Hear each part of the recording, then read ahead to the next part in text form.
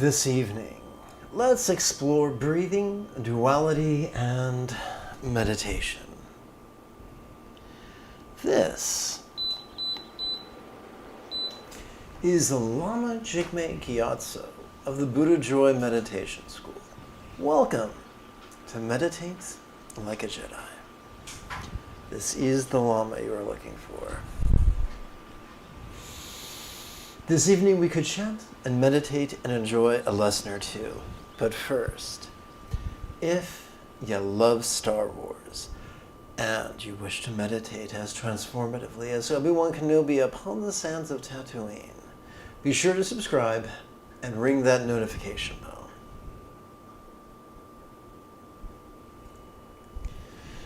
This evening we could explore breathing, duality, and meditation that you too could meditate like a Jedi.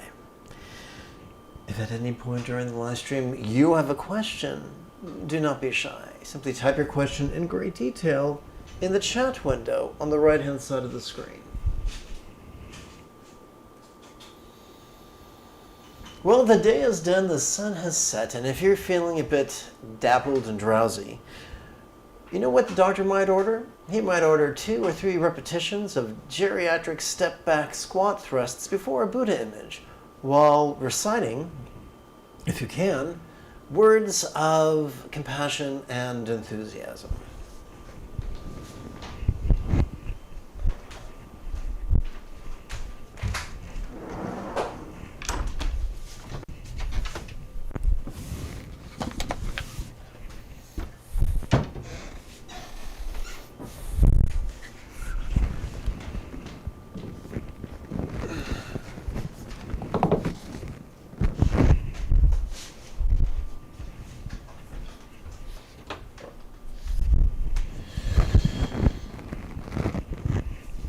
May I liberate all beings by mastering the Eightfold Path through relying on the Buddha's example, instructions, and students.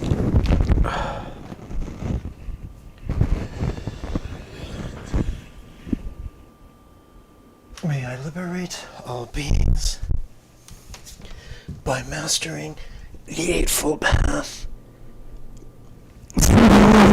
on the Buddha's example, instructions, and students.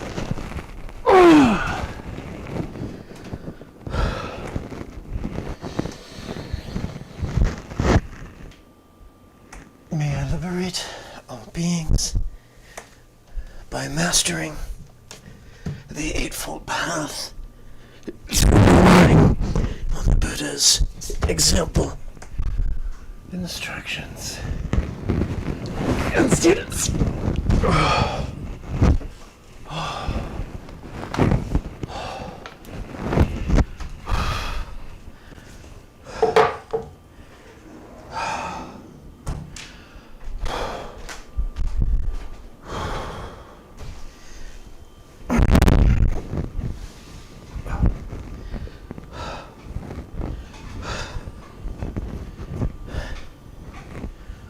Well, that was invigorating.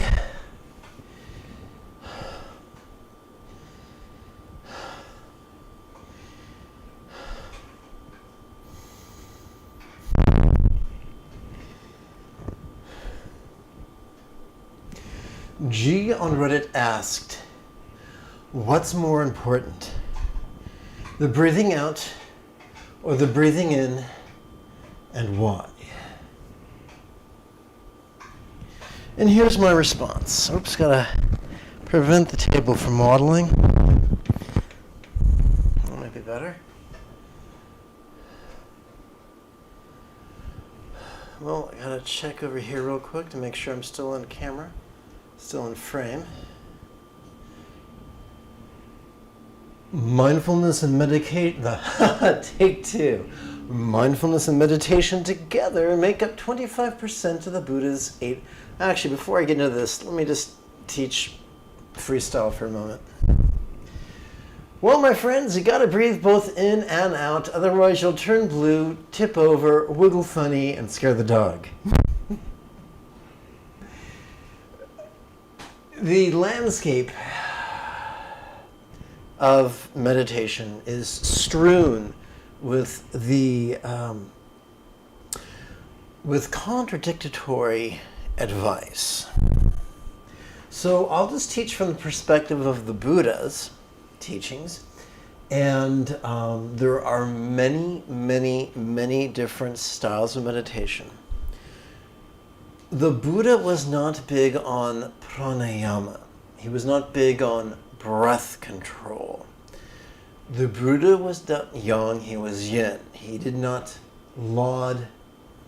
Well, let's just go over here real quick. The Buddha did not laud being rigid, fearful, controlling, elitist, or competitive.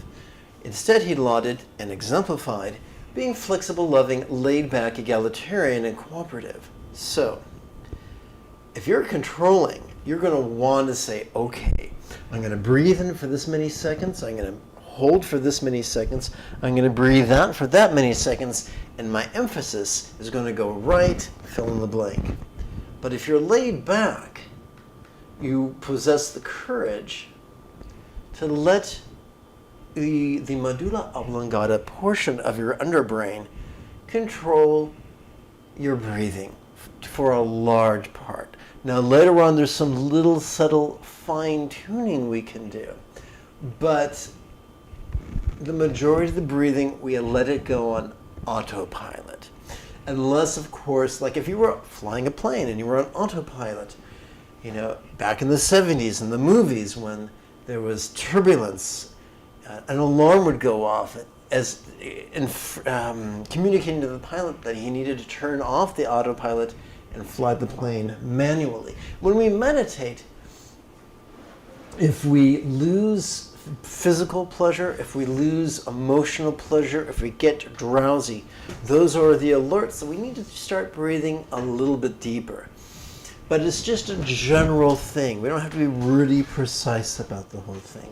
We're not chasing, and this is where this is going to sound like a contradiction. The purpose of Buddhist meditation is not to be in a state of pleasure and joy and energy. It's to get really, really good at noticing and letting go. The physical pleasure and emotional pleasure and energy are just indicators to let you know when you're on course or not. I hope that makes sense. So getting back to my formal response. Mindfulness and meditation together make up 25% of the Buddha's Eightfold Path. But how could that relate to the mechanics of breathing? It all boils down to neuroscience. Inhalation is the domain of mindfulness. For each in-breath accesses our sympathetic nervous system, which is wired to notice vulnerably, passively, viscerally, and randomly. Exhalation is meditation's home base, as each out-breath triggers our parasympathetic nervous system to physically relax and mentally release. Just as a bird cannot take to the sky without both of its wings, likewise, both our inhalation and our exhalation, likewise, just as a bird cannot take the sky without both its wings, likewise, without both our inhalation and our exhalation, we cannot accomplish enlightenment, no less meditate like a Jedi. So there is disparate or different things going on during the in-breath and the out-breath, not just as far as the gas exchange in the alveoli tissue lining the lung, but neurologically as well. And the neurology supports our psychology and our physiology, which is pretty groovy.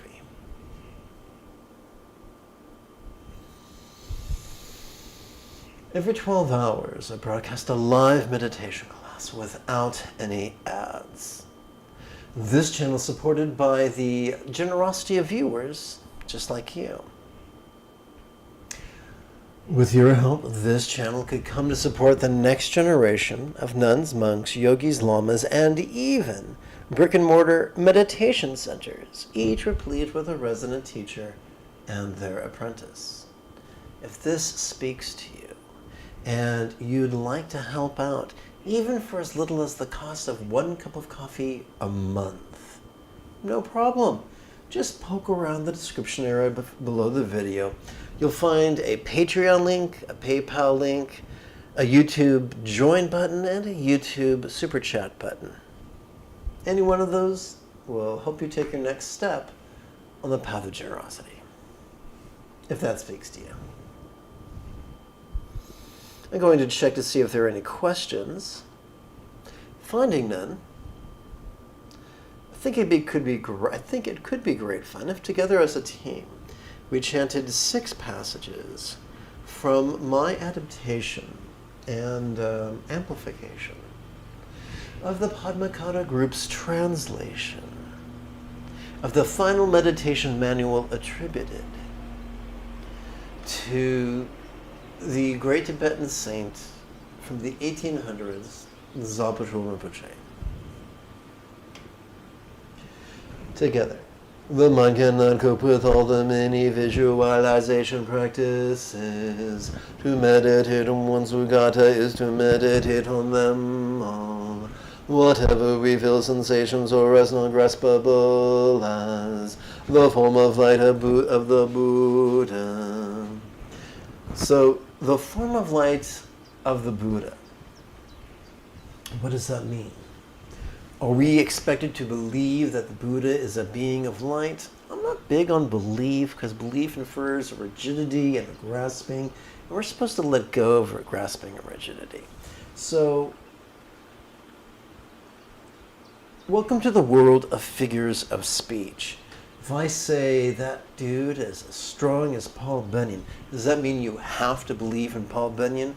No, Paul Bunyan can be a figure in popular mythology that no one believes in, but they enjoy the idea because it illustrates useful traits. So whether the Buddha was real or archetypical, he has an important role in human society, at least, as an example of peace. In High-Stugat Buddhist Tantra, we work with many, many figures of speech, many metaphors and similes. And there's the idea of a Buddha being comprised of light, and it's depicted in art as sculpture or frieze or tapestry. And later on, when we get, in a few minutes, when we get to the mantra session, we'll see how the 8, we will see how the iconography of the archetype supports our mantra contemplation. Having said that, let's continue. In the realm of the archetype's body, sensual yet is non-graspable as a vast empty void, recite this 12-syllable mantra. Recitations, sadhanas, and powerful spells are just complications. Sadhanas can be thought of as practice texts. This all-inclusive 12-syllable mantra is the very sound of the Dharma. All sounds have never been other than as non-graspable as the speech of the sublime Buddha. Recognizing them as non-graspable as mantra, resounding yet as non-graspable as a vast empty void, recite this 12-syllable mantra. If we were to say that my parenthetical amplifications are a bit redundant, you would be 100% right. This is my ham-handed attempt to make sense of the very, very metaphoric language that can be terribly confusing to new students. So when we say that the 12-syllable mantra is the very sound of the Dharma, that is a metaphor. If you break it down to a simile, it goes like this. All contemplation can break down into 2 categories. the contemplations of letting go, and the contemplations of love. When we perform our mantra-oriented contemplations of love and letting go, then the non-superstitious use of the 12-syllable mantra, in conjunction with empowering similes, figures of speech, helps us to process the essence of the two categories of Buddhist contemplation. I hope that makes sense. Let's continue. Its thoughts on the two obscurations of dread and desire, all pacified experience and realization increase, as your competitive and clinging perceptions come under control. Enemies and obstructing influences are subjugated. It is our devotion to the similes of this enlightened archetype known as Shakyamuni that bestows in this very life the supreme and common siddhis, or attainments. As if our activities are accomplished by themselves, recite this 12-syllable mantra. So, Shakyamuni is a synonym for the Buddha. The Buddha had a handful of names, including Gautama and Shakyamuni, which Shakyamuni translates into English as Sage of the Shakya clan. So this is an artist's rendering of Shakyamuni. It's one of my favorite artist renderings. Sadly, I first stumbled upon this artist, I would have to say most likely in the early to mid-90s. I can't find him anymore. So it's not unusual in Buddhist tantric art, or tantric art of the Buddhists, to see a double Buddha image, where there'll be one Buddha here, and above his head a little teeny tiny Buddha or a Buddha couple. Well, here's how that works. The primary Buddha here comes to represent or symbolize our own enlightened potential. The little teeny tiny Buddha above the head can symbolize a teacher or the teachings. And this image has a tendency to influence the flow of our subtle electromagnetic phenomena. That's some called chi, and others called lung, and others called prana, and some call winds. And it has a subtle influence upon those energies that can prepare our bodies for meditation. Having explored the artwork, let's continue. Offer the torma cakes of whatever spontaneously arises to the guests of wisdom's immediate liberation of letting go. Mold the clay of whatever spontaneously appears into wisdom's tattva relief sculpture of wood appearance. I used the word frieze before. Sometimes I get relief and friezes confused.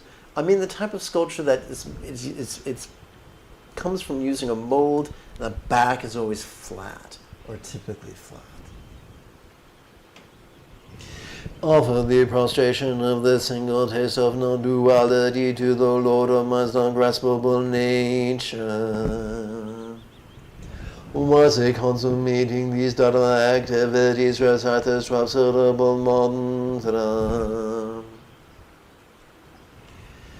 Overcome your... So basically, that passage was saying, we don't need to perform holy arts and crafts.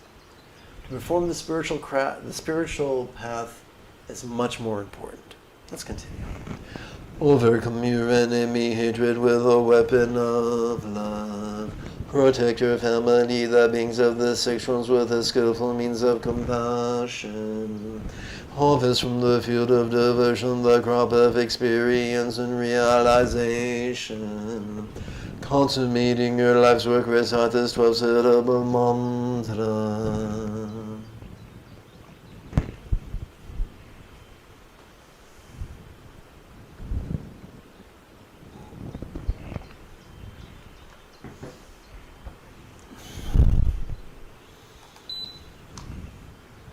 Cremate that old corpse of clinging to things as real in the fire of non-attachment.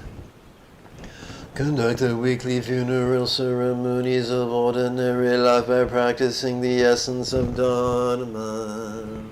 As a smoke offering to provide for the departed, dedicate your accumulated merit for all the future lives.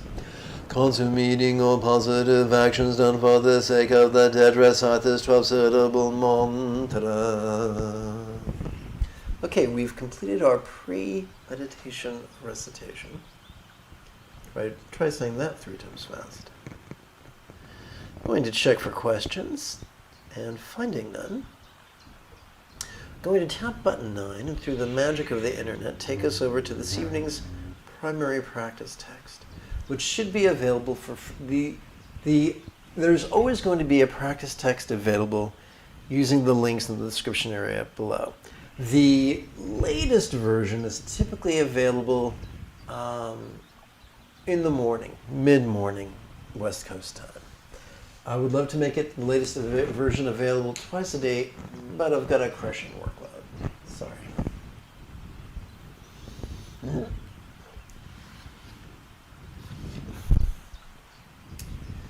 Let's chant. May everyone be free from stress, may everyone be happy. May no one be separated from the happiness. May everyone have balance free from the tyranny of hating, craving, and clinging. I changed this today. I modified this. That's what I was supposed to do. Okay. So I modified this today. So let's chant this again. May everyone be free from stress, may everyone be happy. May no one be separated from the happiness. May everyone have balance from the tyranny of hating, craving, and clinging, freed. It's a subtle change, but I think it's more meaningful. May I liberate all beings by mastering the Eightfold Path, through relying on the Buddha's example, instructions, and students. So let's review. We've just said, hey, all human beings are wired to hate stress, to crave happiness, and to cling to their happiness out of fear of losing it. Well, that's rational or irrational. That's how we're wired. Therefore, since we can relate those drives, we wish not just for ourselves to be free and happy and never separated from our happiness, we wish that for all beings everywhere. And in addition to that, we wish that all beings everywhere be freed from the tyranny of hating, craving, and clinging. So the problem is not feeling those things, but being controlled by those things like a puppet on a string. So we recognize the needs of all beings. We want those needs met. So how are we going to get those needs met? Well, our next wish is that all beings be liberated. Liberated from what? Liberated from the tyranny of hating, craving, and clinging. Fabulous. Well, how are we going to do that? Well, I'm going to do that. I'm going to take responsibility, and so are you. All of us are going to take responsibility for liberating all beings everywhere, real or imagined, by mastering the Buddha's Eightfold Path, because that's what enlightenment is. It's simply mastering the Eightfold Path. Well, what does that mean? Mastering the Eightfold Path means that we practice it spontaneously. We get so good at it that we practice it spontaneously, habitually, easily, and effectively. Well, how are we going to do that? Simple. By relying on the Buddha's example and instructions and students. Easy peasy lemon squeezy. So this bit is about love and enthusiasm. May I liberate all beings by mastering the Eightfold Path, through relying on the Buddha's example, instructions, and students. May I liberate all beings by mastering the Eightfold Path, through relying on the Buddha's example, instructions, and students. So I just had a brainstorm, and I'm going to share it with you and TikTok as well, because that's how I roll. Hopefully the smartphone's jack will cooperate. It doesn't always.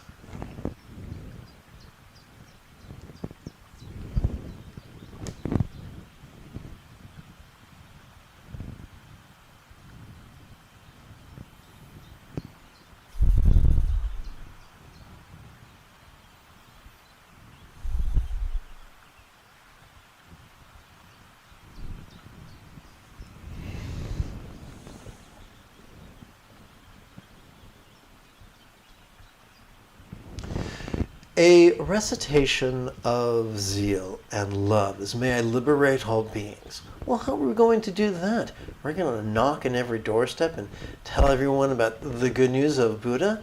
Well, not only would that annoy people, that would exhaust us. And so instead we do this. We practice in an effective way so that our mindfulness and our meditation cause us to flow from centered spontaneity, cause our choices and utterances and deeds to flow from a place of centered spontaneity that is so potent that it sets in motion an invisible, falling domino-like series of cause and effects that benefit others, if not directly, then indirectly.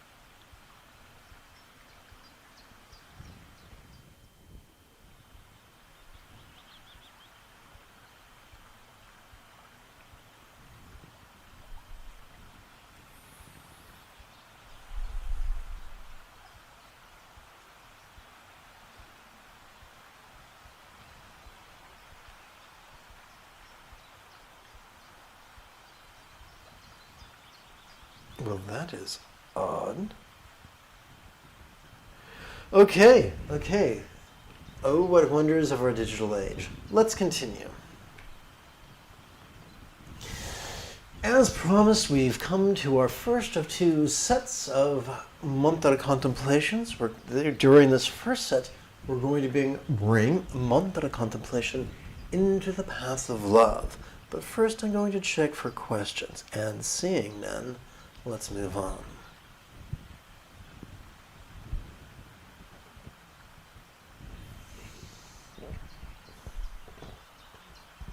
Excuse me.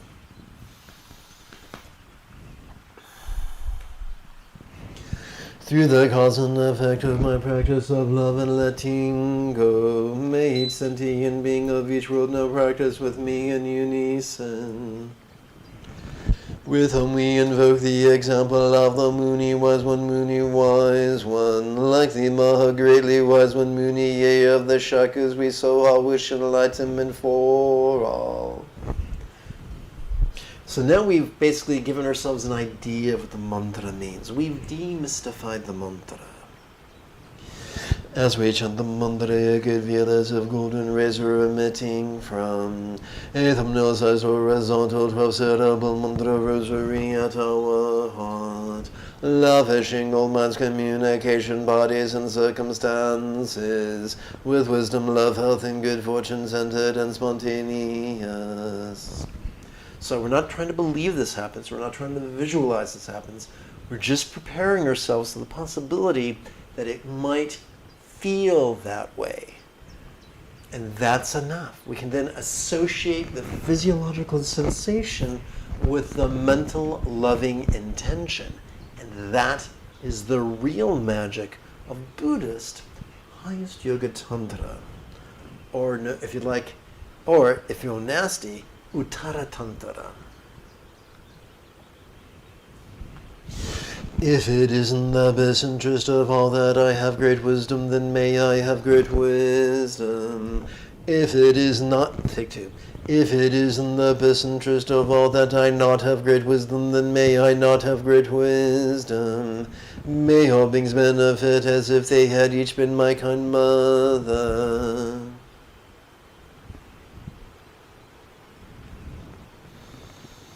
So we're going to now play with 4 intentions. We're going to divide these intentions in half between our inhalation and our exhalation, and thus silently and mentally recite them accordingly. And so we are going to wish, and by the way, in Buddhist Tantra, we do not think of love as an emotion, but as an intention. Because when we try to control our emotions, we fall into our controlling tendencies, make it very, very rigid and cranky and highly neurotic.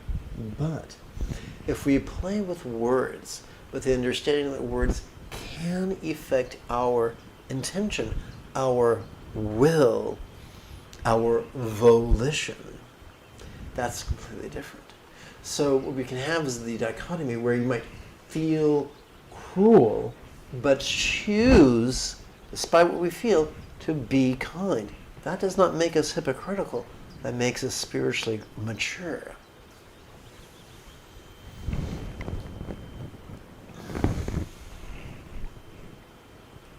So, through the power of wordplay, let us lovingly wish that all minds of all beings now possess the wisdom of a real or archetypical Buddha, symbolized by the one-syllable mantra known as a seed mantra or a bija mantra.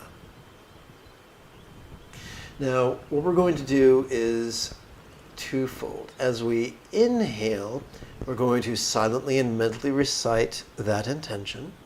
And as we exhale, we're going to physically relax as we whisper the mantra. The first time you do it, it's going to be awkward. Give yourself permission to have a learning curve. Play with this once every 12 hours, and within a week or two, it'll be as easy as falling off a log.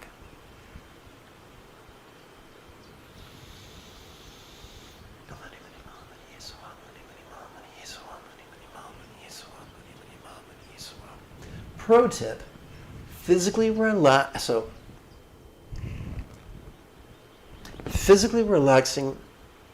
during the exhalation while whispering the mantra creates sensations that, when blended with our intentions, really make us feel like we are slathering people with blessings. And that helps us, that actually increases the resiliency of the neural pathways responsible for empathy. But don't take my word for it.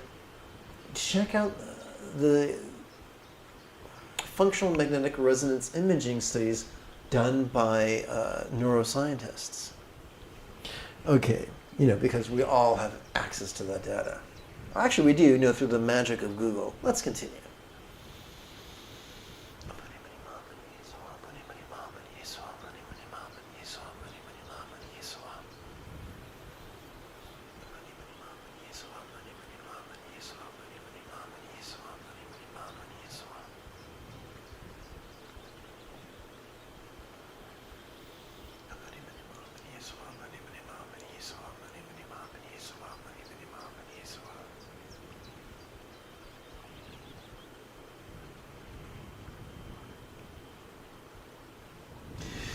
If it is in the best interest of all that I have great love, then may I have great love. If it is in the best interest of all that I not have great love, then may I not have great love. May all beings benefit as if they were. May all beings benefit as if they had each been my kind mother. So these 3 bits, these 2 triplets and this 1 couplet, we play with them because they help us to Embrace the right aspiration of being wise and loving, but also do it without falling into the trap of being a neurotic fool. Through the power of love, it fuels our acquiescence. This technique comes to us from Tibet's 11jan tradition of literature. Let us lovingly wish that all communication and its interpersonal consequences be as loving as the communication of the archetypical Buddhas, which is often symbolized as mantra.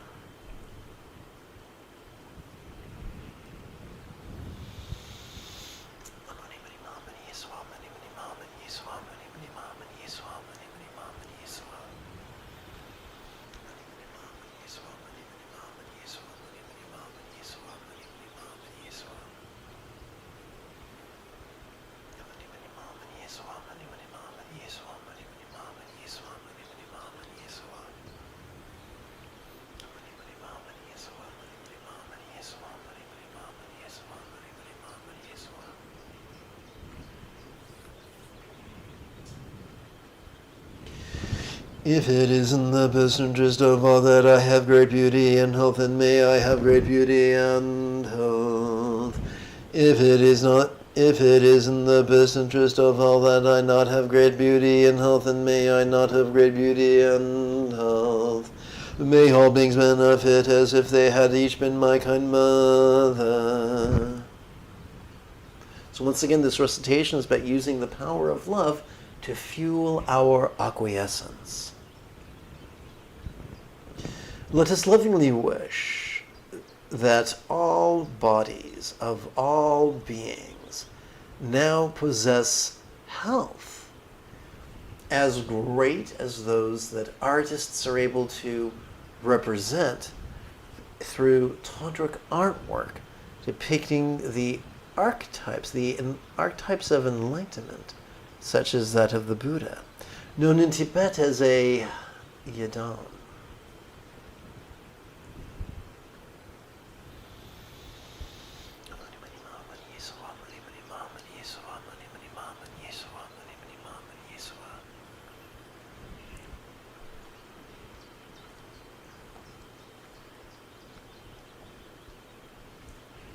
All class, all the time. Okay. Gotta clean my fangs. That's better.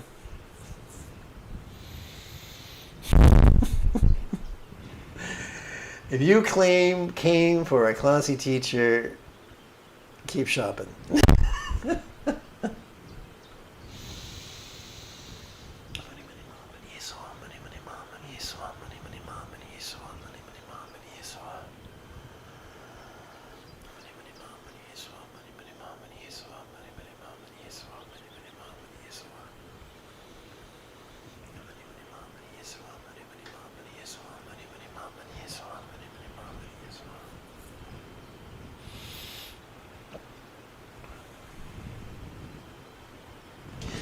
If it is in the best interest of all that I have great safety and luck, then may I have great safety and luck. If it is in the best interest of all that I not have great safety and luck, then may I not have great safety and luck. May all beings benefit as if they had each been my kind mother. Let us lovingly wish that all circumstances of all beings were now as fortunate as the paradises or pure lands or vatis depicted in tantric art.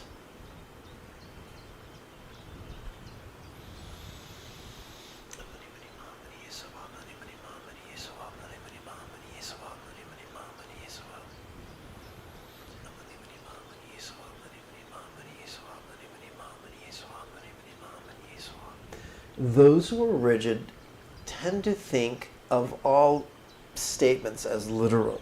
Those who are flexible are comfortable with the idea that some statements are literal and some are figurative. Some are metaphors, some are similes, some are hyperbolic. Why do I say this? Well, over these centuries, in any institution founded by a luminary, a man or woman of great wisdom and love, over the years, over the decades, over the centuries, their ranks become infiltrated by power-hungry, rigid people. That happens in every organization over time. And so these rigid people will see figurative instructions called tantras and interpret them literally. And consequently, sometimes with the best of intentions, they give really bad meditation advice. And for centuries and centuries, and sometimes millennia, people squander their lives trying to visualize their circumstance as a paradise, their companions as Buddhas, all sounds as mantras, and all thoughts as wisdom, all the while living in contrivance and undermining their own mindfulness, and then wondering why the teachings no longer bear fruit. Sometimes great men and women are able to pierce through the confusion, but they are often shouted down, sometimes assaulted. So you can imagine that my perspective of the teachings is not a very popular one. I take solace in the fact that one of the 14th Dalai Lama's tutors insisted that the teachings of Tantra must be based upon the teachings of Sutra.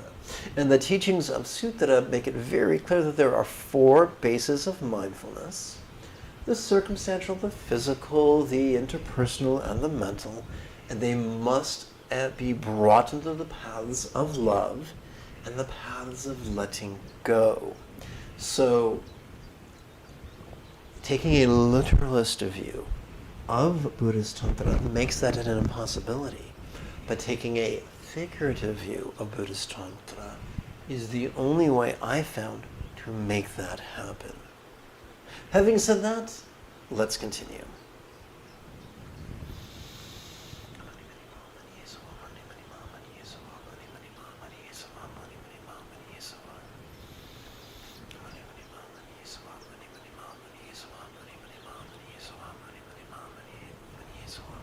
So here's a bit about me. I don't enjoy talking about myself, but I've had a lot of ridiculously bad misfortune. My physical disabilities began when I was actually in my mother's uterus. I've had all types of medical and circumstantial misfortunes do horrible things to my body and brain over the decades. However, they have optimized my central nervous system to do what I like to call the reverse engineering of highest yoga tantra. So while I might shamble about my apartment like a B-movie monster, while I might be a financial burden to SSI, I do possess Dharma wealth, which I am glad to give to you. My only request is that you use these teachings to become the Buddha that you were already born to be. Let's continue. So congratulations, we've just finished our love section. Now we're going to work with the letting go section. So the love section is actually the second fold of the Eightfold Path, and the letting go section is the first fold of the Eightfold Path.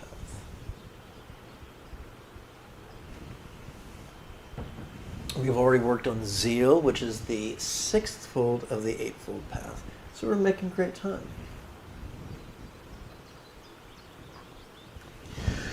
So we're going to basically demystify the idea of Buddhist emptiness. May I let go of all circumstances, bodies, communication, and minds, as if they were as non-graspable as a vast empty void, like the illusion of the infinite azure sky on a bright and beautiful cloudless morn, which, although tantalizing to the eye, could be non-graspable to the hand. Yes. A little wannabe mime for your entertainment. So instead of working with intentions, we're now going to work, instead of working with 4 intentions like we just did, we're now going to work with 4 rhetorical questions. Which reminds me of an old joke. I'm Jewish, so I'm allowed to tell this joke. A Protestant minister was at the lunch with a rabbi, and he said, "Rabbi, why is it you Jews like to answer a question with a question?" "So, what's wrong with that?" So, although very bad for conversation, rhetorical questions, because answering a question with a question is an act of violence. But when it comes to just spiritual training, rhetorical questions are infinitely more effective than mere affirmations.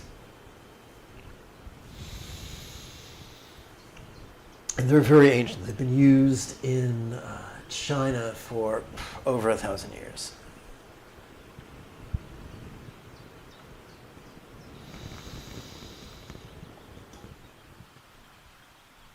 As we inhale, why is it that we can easily observe the visual aspects of our circumstance, and yet, as we physically relax into our exhalation, these exact same circumstances could begin to feel as if they were as non-graspable as a real or imagined paradise comprised only of light.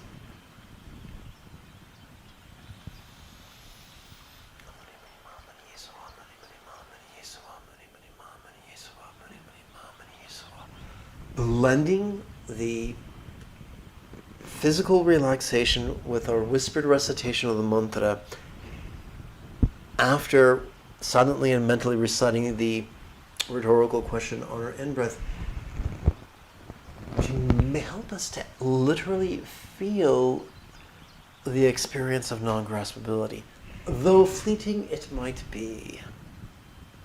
Now there's a myth, there's an idea that, "Dude, if I was totally spiritual, I would feel that all the time." And the answer is, no, you wouldn't. Because the first enlightenment factor is mindfulness.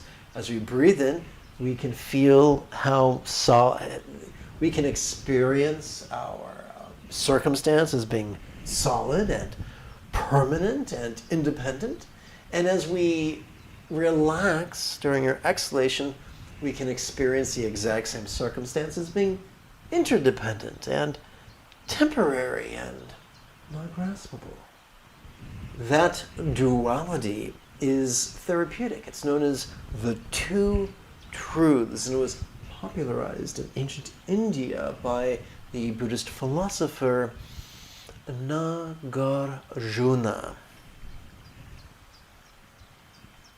I think between the 1st and 3rd centuries, but my memory isn't great. Let's continue.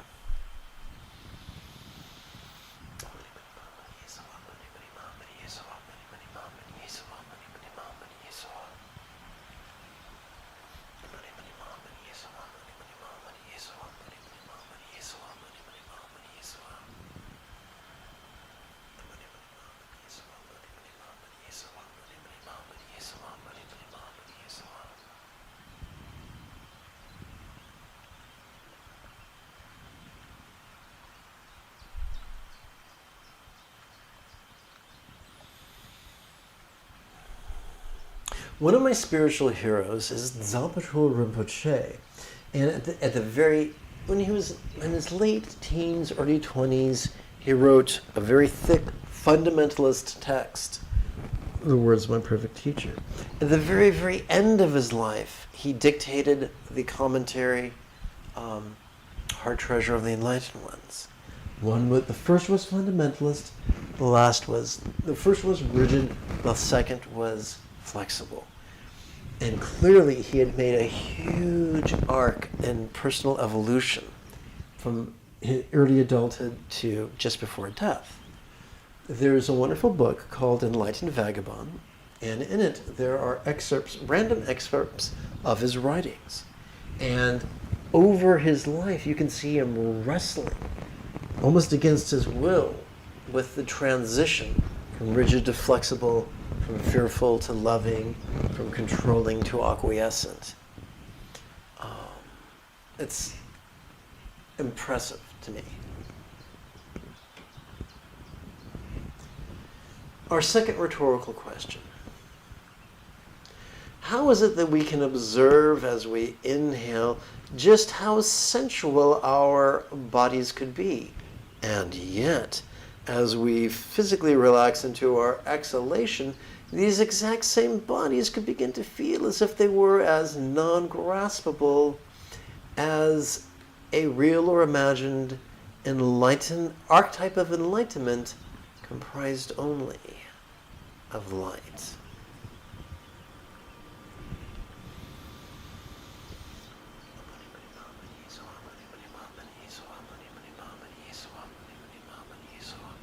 It isn't about belief. Belief is a form of rigidity. Belief is a form of grasping. And you can't be there. The path of rigidity and grasping lead many places, but nirvana is not one of them.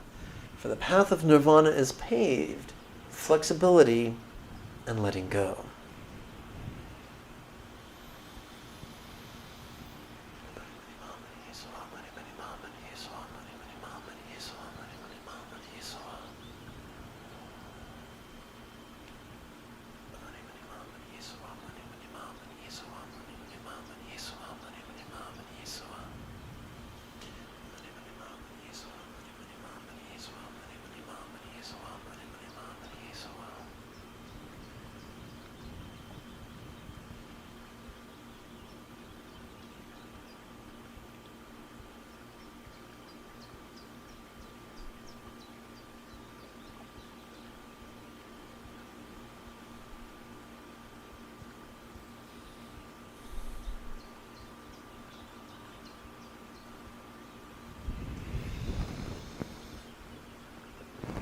Sadly, wherever there is humans, there's going to be divisiveness and elitism. And sadly, Buddhism is no exception to this rule. Many practitioners of the Mahayana look down their nose at the practitioners of the Theravada, insisting that liberation and nirvana are entirely different than Buddhahood and enlightenment. No, those are silly word games invented by people with very small penises. Those things are the same. For there's no way to experience liberation without having a mastery of emptiness. And that's the truth.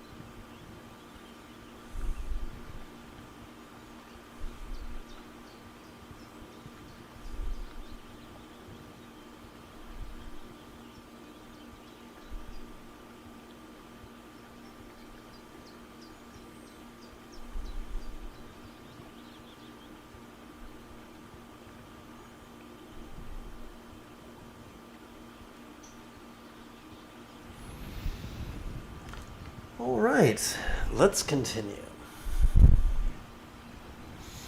Third rhetorical question. Why is it that even though as we inhale, we can observe the resonance of communication and its interpersonal consequences, and yet, as we relax into our exhalation, this exact same communication and its consequences could begin to feel as if they were as non-graspable as a mantra.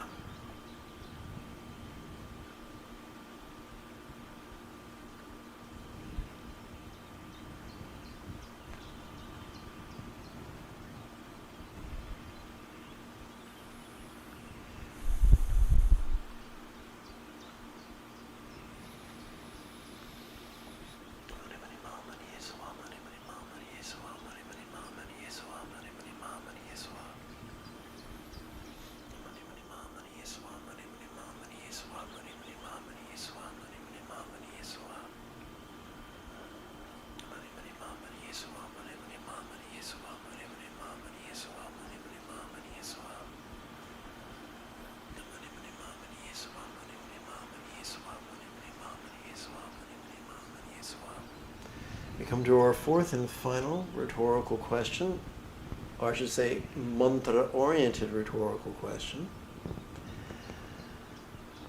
Why is it that as we observantly inhale, mind's functions of perception, emotion, intention, reason, recollection, and imagination can seem quite clear? And yet, as we relax into our exhalation, these exact same mental functions can begin to feel as if they were as non-graspable as a real or imagined one-syllable mantra comprised only of light.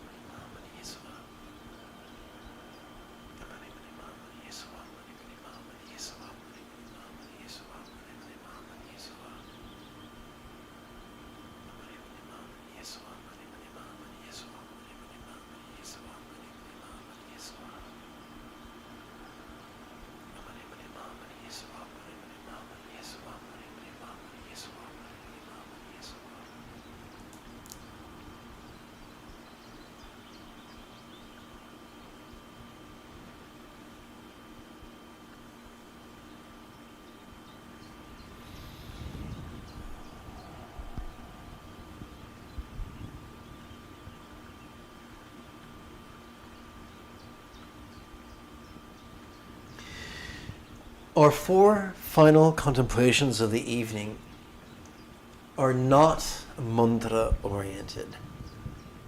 But they have twice the metaphors. We're going to play with melting as a metaphor of impermanence to help us to better leapfrog over the tyranny of our clinging tendencies. And we're going to play with absorption as a metaphor of interdependence to help us to leapfrog over the tyranny of our competitive tendencies. This is me being competitive. Okay.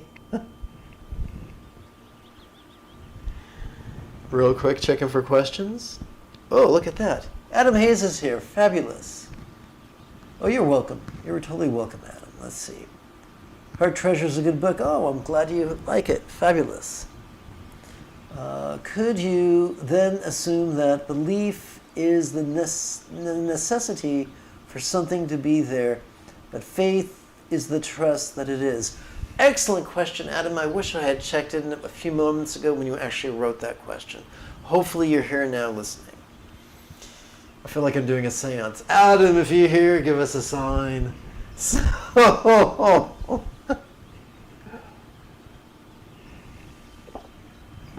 So here's the thing. Faith and trust are the hobgoblins of patriarchy. Faith and trust are the tools of rigidity, fear, controlling tendencies, elitism, and controlling tendencies. So faith, belief, trust, these are all synonyms at best for various forms of emotional grasping and intellectual rigidity that do much more harm than good. So rather than believe in something, it's better to have a technique to play with, to notice and to let go. I assure you. I hope that helps. Oh, Adam from beyond, distant, the far off distant land beyond California. Adam has reached out to us. By the way, I love the photo you posted somewhere on social media of you and your little one and your dog looking for snacks. Now, on with the show. Well, let's see here. Gotta check this. Fabulous. How could all places blissfully melt into rainbow light that absorbs into this body? Now, although it's not your job to visualize, it might happen accidentally. That's neither good nor bad. It simply is.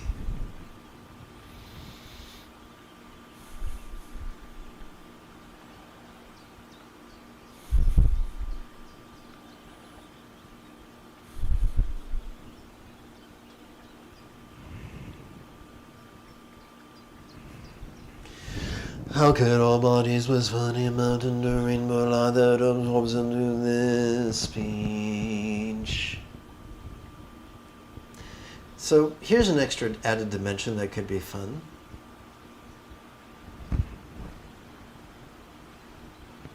Oh, don't want to go there. It might make it too confusing. Okay.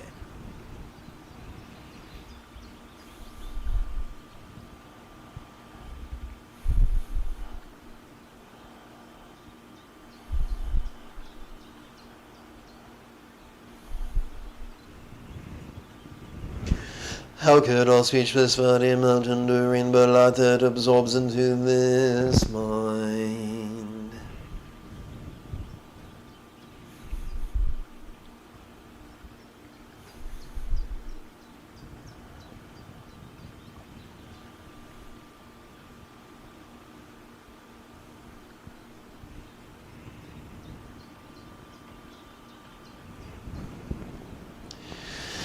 How could all minds blissfully melt into rainbow light that absorbs into infinite emptiness?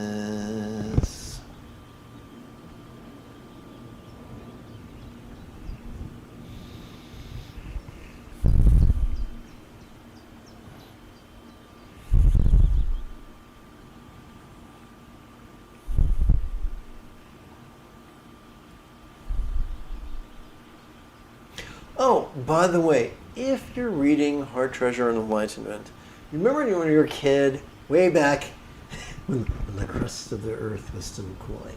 Remember when we were a kid, there'd be not cartoons, but commercials for certs. And they'd say, certs is two minutes in one. Ting! Well, Heart Treasure of Enlightenment is 2 books.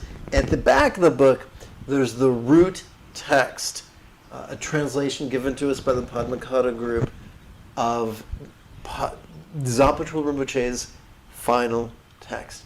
The first part of the book, the majority of the book, is a commentary on that root text.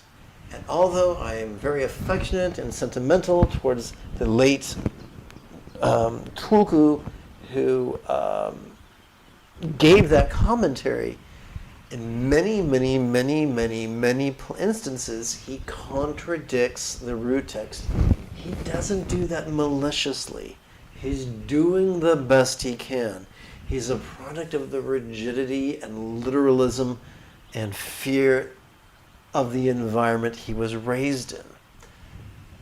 The guy who wrote the commentary was a 2nd or 3rd Bhumi Bodhisattva. The guy who wrote the root text was a 9th Bhumi Bodhisattva. Big difference. Huge difference. So if you're reading the commentary, whenever there is a discrepancy between the commentary and the root text, go with the root text. That's my advice. And hopefully by the end of this month, I'll be able to start posting my adaptation and amplification of the root text online for free download, PDF, and I can begin working on my commentary. which I'll give away for free because I am an idiot, that may help you on your journey, or not.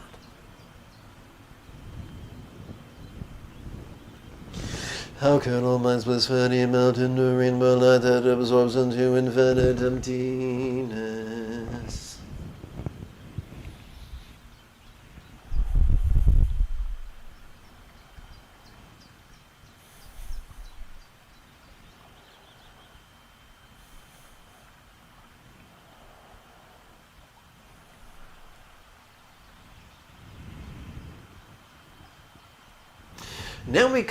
Now we have completed our contemplations and our mantra work.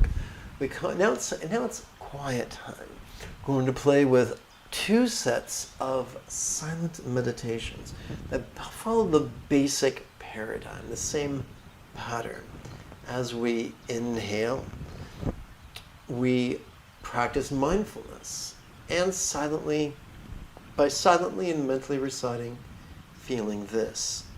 As we exhale, we meditate by silently and mentally reciting, relaxing.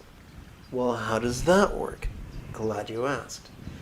Every inhalation accesses the wiring of our sympathetic nervous system that supports the sensory acuity that allows us to notice the external and the internal, the physical and the mental, the pleasurable and the painful, the interesting and the boring, the glorious and the grotesque. It allows us to notice these things vulnerably, passively, viscerally, and randomly, so effectively that the only label we need ever use is the simple pronoun this. But what are we to do with all that stuff that we noticed? Fortunately, every exhalation accesses the wiring of our parasympathetic nervous system. That supports both our physical relaxation as well as our mental release. So, relaxation and release are the opposite of trusting or believing, because those things are a certitude. They're very intense. If you're a psychic or you hang out with a psychic and they read someone who's believing something intensely, they will see constriction occurring. For those of us who are very in tune with our bodies, whether we fear something or we believe in something, there's a similar physical constriction occurring, which is why people who believe the strongest tend to be the most rigid. That is hinted at in the Gospels when we learn of the error of the Pharisees. The problem was not too little faith, it was too much faith. They were so faithful they were so certain in their comprehension of the scriptures that they could not second guess their assumptions. Most of them really meant well, but they were a victim of their own zeal. Zeal must be tempered with letting go. Without letting go, zeal can turn us into a villain. So, what are some of the things we might notice ourselves releasing tonight? We could feel ourselves releasing our resistance to the presence of things we hate. We can feel ourselves releasing our resistance to the absence of things we crave. We could feel ourselves releasing our resistance to the loss of things to which we cling with white-knuckled tendencies.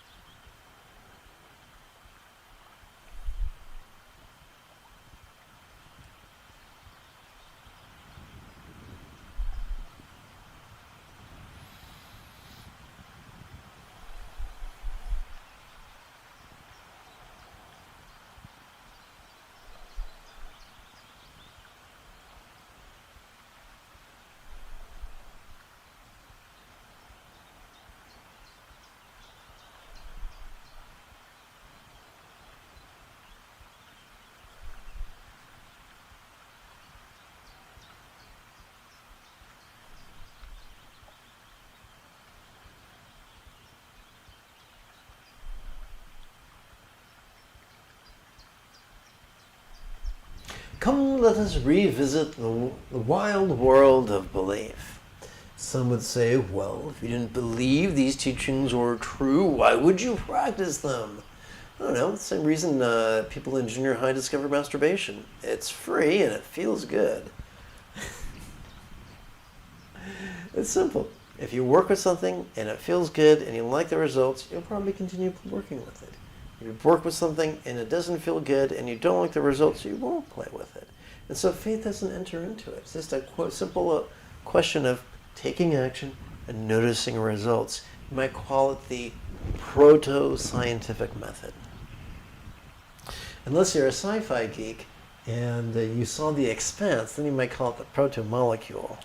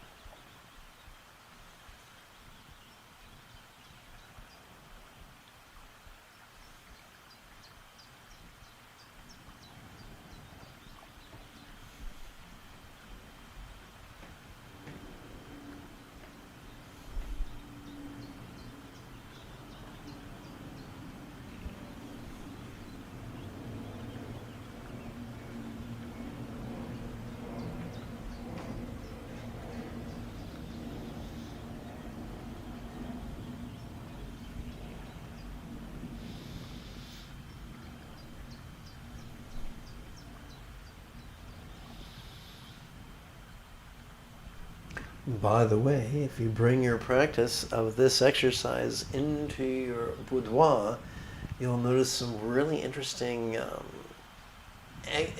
dimension could be added to your sex life.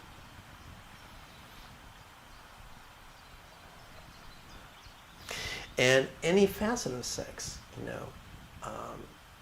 kissing, hugging, cuddling, foot rubbing, any facet.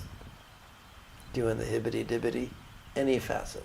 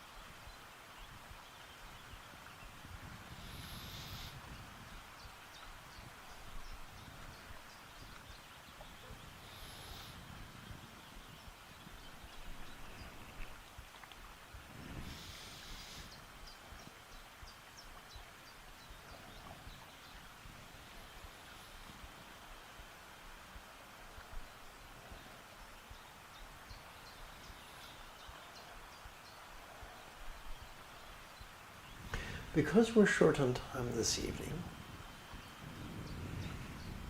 let's switch to the alternative method.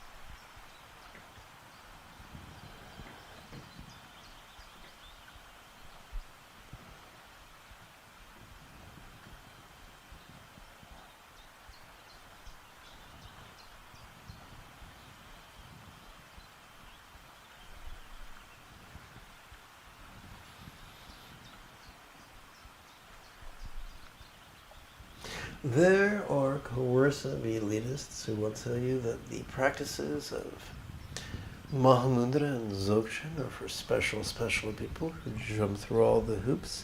But I will tell you that every category of Mahamudra and Dzogchen is in this text. There are no secrets.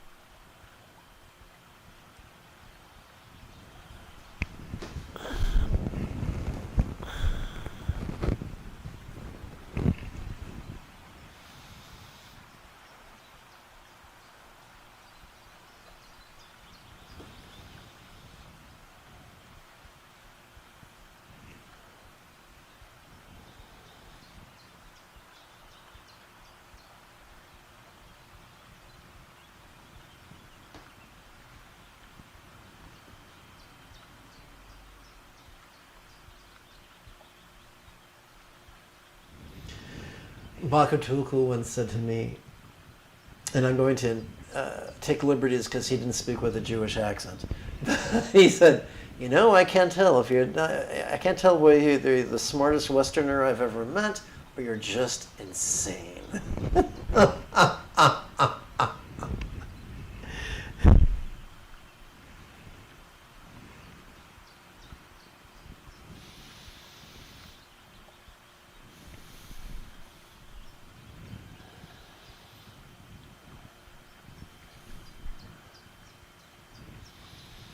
No, he was referring to the Dharma. He wasn't referring to me being able to isolate the isotope or regurgitate, pi to 13 places. Mathematical pi, not the dessert pi.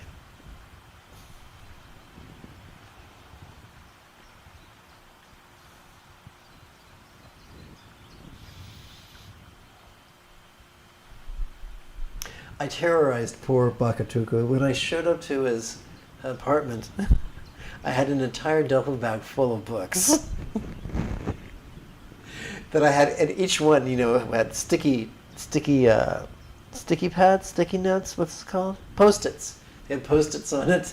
It's like, now in this passage it says this. In this passage it says this. How do we reconcile them? How do we apply it?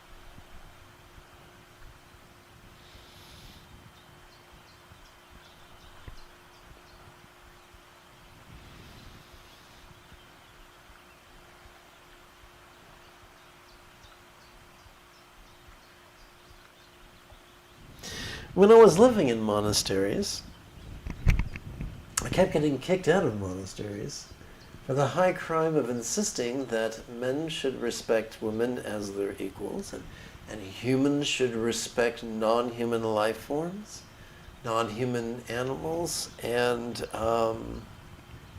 not exploit them, no less torture and murder them.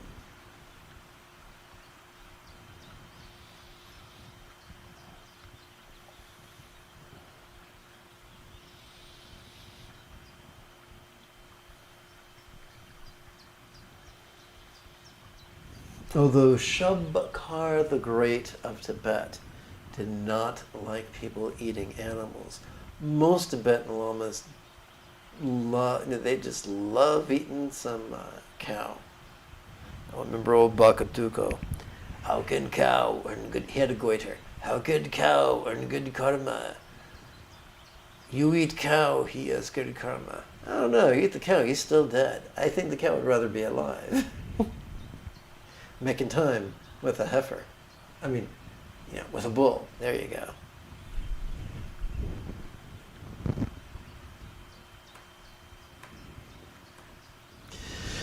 May all mind speech forms and laws have the wisdom, health, love, and boon of Buddha's mythical Bija Mandrayatam and Vati. Having sat and listened to me drone on for more than an hour, you might find it awful refreshing.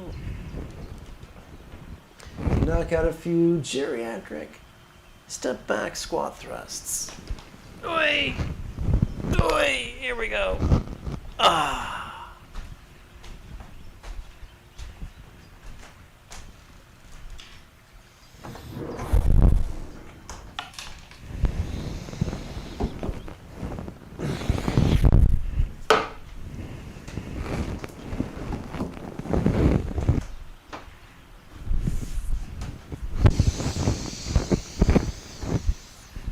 May I liberate all beings by mastering the Eightfold Path through relying on the Buddha's example, instructions,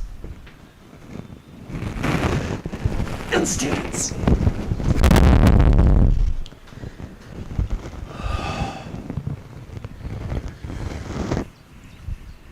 May I liberate all beings by mastering the Eightfold Path through relying upon the Buddha's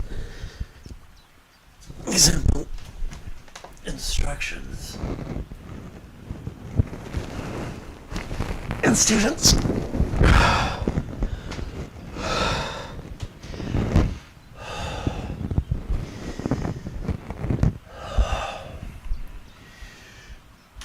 May I liberate all beings by mastering the Eightfold Path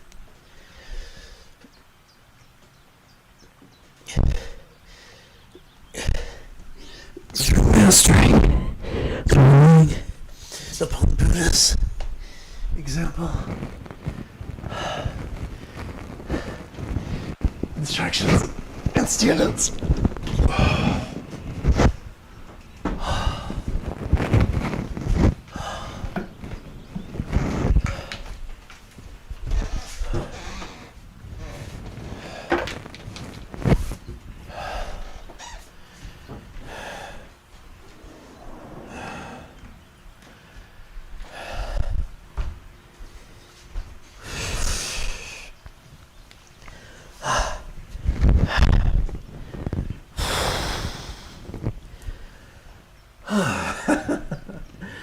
Okay.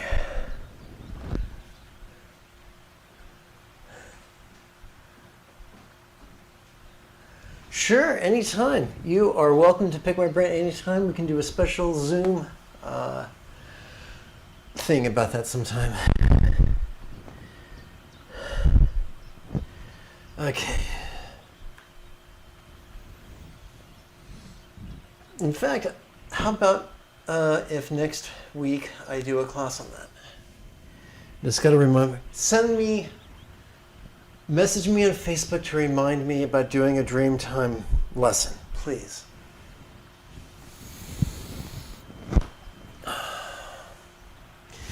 May all beings like the Buddha, master being flexible, loving, laid back, egalitarian, cooperative, and kind.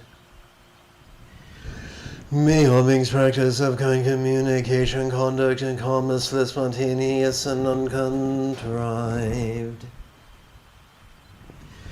May all beings like the Buddha master the Eightfold Path as well as liberate all others.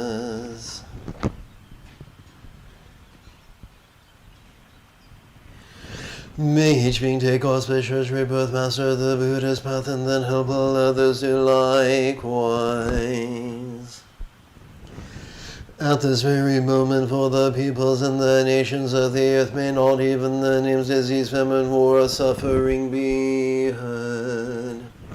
Rather may their kind conduct merit wealth and prosperity increase, and may supreme good fortune and well-being always arise for them.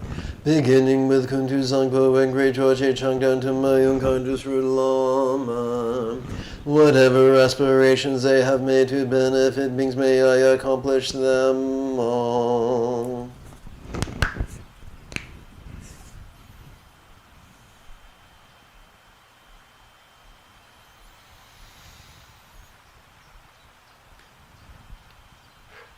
Oopsie. Ouch. If you feel like...